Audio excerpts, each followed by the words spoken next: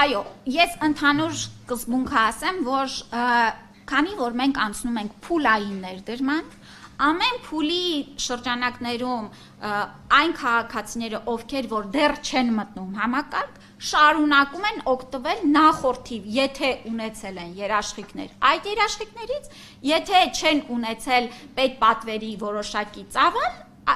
չի փոխվում նրանց կյանքում որևէ բան։ Այսինքն, մենք 3 տարվա ընթացքում այս պետպատվերի համակարգից պիտի անցում կատարենք ամբողջական ապահովագրության համակարգ։ Ընթացքում խմբերը ավելանալով պետպատվերը կփոքրանա, վերջում կգա արդեն զրոյական, եւ մենք 2028 թվականին կունենանք ընդամենը 2 մոդել՝ ապահովագրական փաթեթ եւ այն դեպքերում, երբ որ օրինակ անձը ռեզիդենտ չի լինի, կամ բացառիկ դեպքեր, երբ որ չի ունենա ապահովագրական փաթեթ, նվազագույն ծառայություններ։ Էսա մեր մոդելը, որին գնում ենք։